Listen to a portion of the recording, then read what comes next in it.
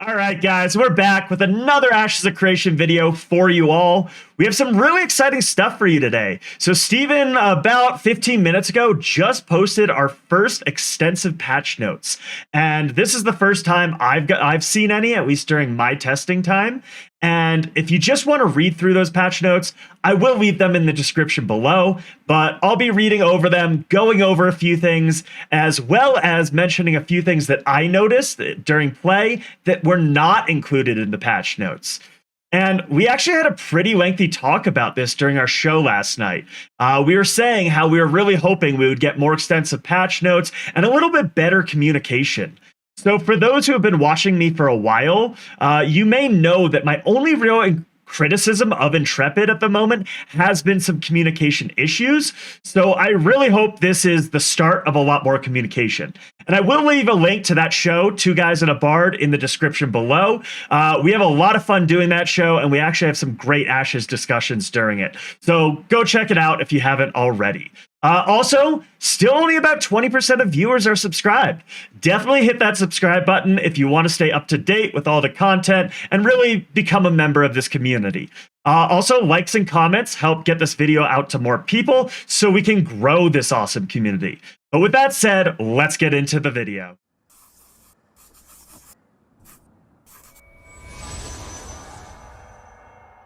All right, guys, I don't want to mess around too much. We have a lot to cover with all of these patch notes, so I'm going to get right into it. But I want to say one thing before that, which is basically, this is great. I absolutely love the fact that we're getting patch notes. It's really important for us testers to get that because it helps us understand what the developers are working on, what changes are being made, and really helps us feel like we are a part of this. So anyway, let's get right into it. Guild nameplates. There's been a fix introduced to tags around guild display on character nameplates. Pretty standard stuff, just UI fixes, making everything look better, making everything work better. Siege Gear Vendor. This NPC has been removed from Alpha 1 testing environment. This is actually huge. And if you listen to one of my other videos, I was actually upset when we got the new alpha testing updates and they said there were going to be wipes and things like that, because my understanding was at some point they were going to level us all up to 15 and give us a bunch of money to buy gear. And you bought gear from this Siege Gear vendor for 50,000 gold a piece. You got some of the best level 15 gear in the game. Now, it shows that they are intending for you to have to level up, have to earn your gear before you participate in a siege. So that's a great change. Really like to see that. All right, Siege Ballista. Now, when exiting the Ballista, players no longer default to action camera mode.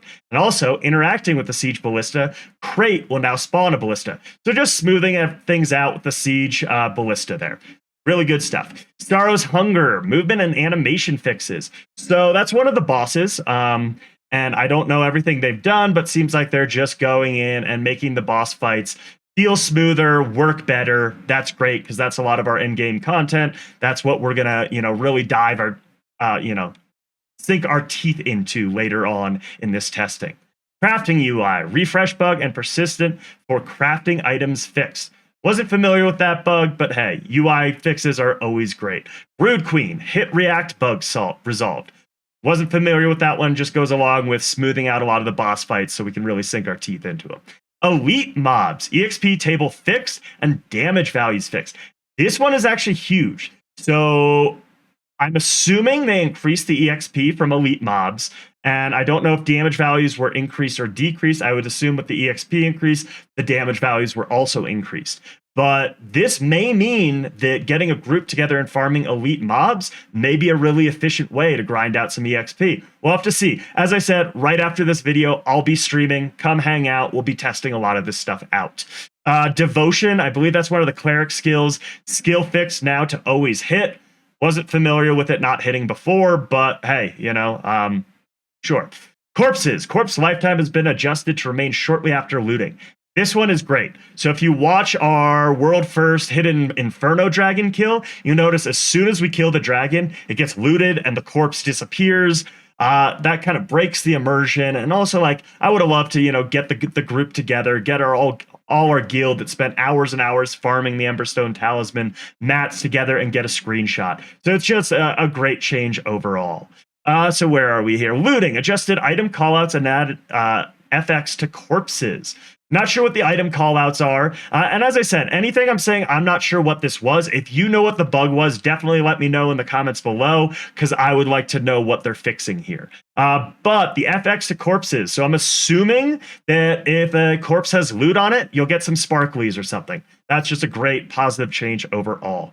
Ancients, fly speed, jitters fixed, clamp, throw max speed, adjusted AoE frequencies, scaled up damage to appropriate values, and added rage FX. All right, so once again, just getting a lot of these boss fights ironed out, smoothed out, so we can have more fun doing them. Experience scale, corrected overall EXP gradient post level 6. I don't know if that's up or down. We'll have to see.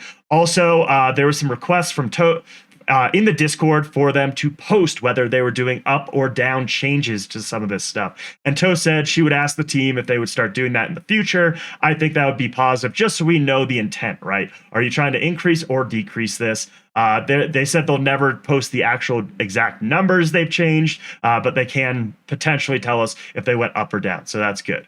Worm. So the worm is the pyroclastic worm. This is at the end of the big raid, and it's the apparition quest, gives a nice ring, all that kind of stuff. So they corrected HP values, added loot tables, and corrected flight stage and behavior tree issues. Once again, just smoothing out the boss fights, giving us more to sink our teeth into. Dodge corrected a lack of sound FX and added attenuation. So attenuation is basically toning something down. I don't know exactly what they toned down with the dodge. Maybe you don't like dive as far. Maybe it's more of like a sidestep. But adding a sound, that's great. Adds, it makes it feel more impactful. It adds more immersion. Just great stuff. Astrolabe, sound attenuation fixed. So basically they toned down the sound it made when you used it. It was making this huge sound, and when a lot of them went off, like right next to you, it was like, whoa, that's a lot. So good fix. Group EXP, this one is huge. Corrected group EXP bonuses and penalties. I'm assuming you get more EXP in the group. But as I said, they haven't said if that goes up and down.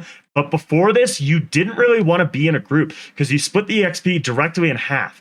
Especially, you would still split that EXP even if your party member wasn't close to you. So if your party member was halfway across the map and you were killing mobs, they weren't getting half the EXP, but you were still getting half the EXP. So it felt bad. So this, along with the elite mob change, I think some farming groups for EXP might suddenly start happening. It might start suddenly being efficient. Mayoral desk, removed rogue mayor's desk floating around town. Just a standard bug fix, all good. Forest Dragon, puddle cleanup fixed in some instances. Also good. As I said, just iron out these bosses so we can really get into them and try them out, and they hopefully feel a lot better.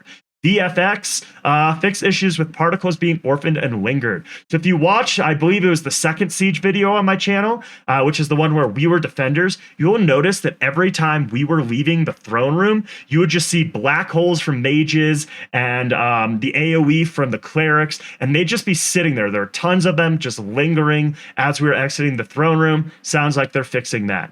CC immunity for bosses has been fixed. I don't know if that means they made bosses CCable or they made certain bosses that were CCable immune.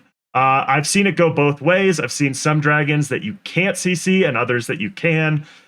As I said, we'll be testing some of this out, hopefully later today, definitely tomorrow, if we don't get high enough level and get enough people together to test out some of these bosses. Lighting in the Worm Dungeon has been fixed in the boss room.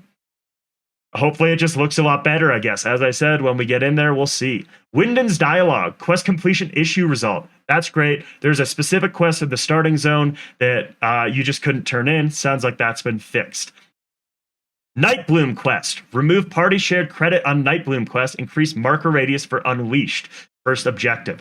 Not sure what the Unleashed first objective is, but I like the fact they removed the shared party credit for Nightbloom. It was super weird feeling, and especially like you'd both get the same flower and get credit for it. So that's just a great change, adds more immersion, all that stuff. Egg, fixed interaction and added collision to it. I'm not sure what this is. As I said, guys, if you know what some of this is, please let me know. Multiple UI and VFX fixes. Various fixes across skills and UI. Anytime you clean up the UI, it's a good thing. Resource gathering, additional resources will now be given when gathering, and a number of resource nodes across the world have been increased. this is good. You know, it was really hard to find resources for a time. And so now it sounds like you're going to get more resources from each one, and there's more of them. And this is good because, especially with the siege gear vendor gone, the best gear in the game, still was the best gear before, is the epic crafted gear. And hopefully they have fixed the issue with the taxes so we can get the forge up and running in a level 3 node. That will really allow us to get in and craft some of this epic gear. But when we looked at the resources required to craft this in previous tests, it was insane. So increasing the ability to get some of those resources would kind of really let us, test out the crafting and get some of that stuff made.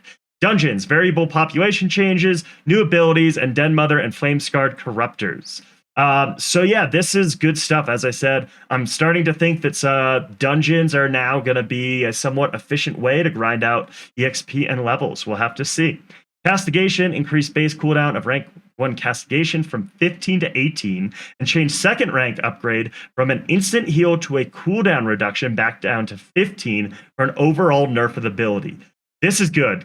Clerics right now are just so powerful, and we know that, this is not the intended focus. They're not trying to keep everything balanced and all that right now for this test, but hey, a quick little change here or there can help. Quest reward, general EXP changes across several quests. Fine, we'll see what those are in game. Dragons, general balance changes on damage, radius of AoEs, and other things. As I said, we'll try to get into testing all this later. I really like that they're focusing on some of these bigger, objectives and raids, because that's what we're going to be testing later on. Charcoal, rebalance for crafting. Not sure what everything is there, but sure.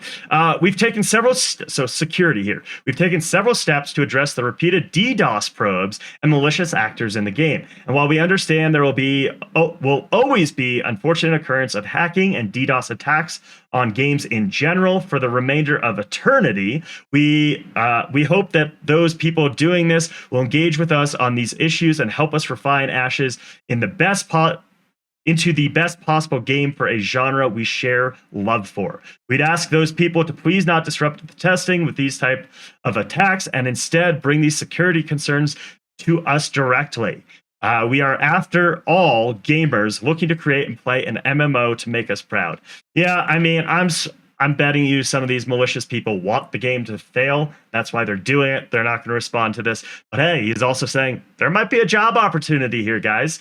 If you see a flaw in our security, let us know. We might be able to do some stuff together. Anyway, additionally, I forgot to mention we had to wipe our progress. Sorry for this. Yeah, I mean, this sucks. I mean, no one wants to have their character progress wiped. Unfortunately, we knew what was happening. But F's in chat for the honor of your previous character souls that have been harvested for the Alpha Gods. It'd be cool if they throw a little Easter egg somewhere in the game, some quest where you have to harvest souls for the Alpha Gods, something like that. Could be a kind of cool aspect.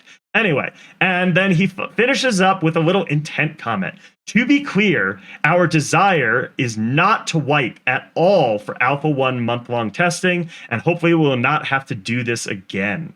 So yeah, and sorry guys, as I was recording this video, I noticed that I wasn't able to scroll all the way down in Discord for you all. But as I said, I'll post all of this down below in the description, so definitely go check it out. But anyway, yeah, so to wrap things up, I think it's great. We see a lot of really positive changes. They're moving in the right direction. It sounds like they heard a lot of community feedback, things that we wanted changed, and they're working on them.